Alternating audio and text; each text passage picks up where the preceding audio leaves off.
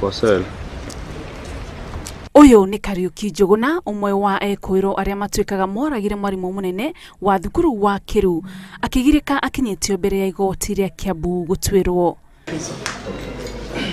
Wakiri wake akigeria kumutetera na ari oho miaka 5 tu tondu niwe werutire kuruta wira wa ma. Already it's in the public domain, or we know, and we've annexed this affidavit.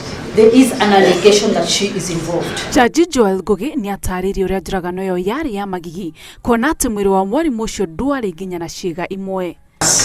In the popular principle of Kiiru Boys High School meet his traumatic and heart-rending death.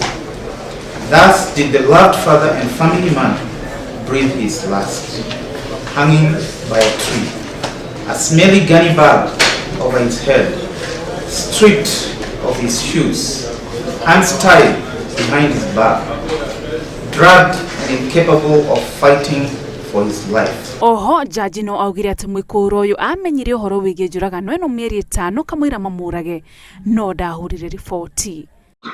In the circumstances of this case as outlined above, after weighing all the mitigating and aggravating circumstances, and after taking into consideration the views of the victim's family and the mitigation by the accused person, I will proceed to sentence the accused person to 7 years imprisonment, orders accordingly.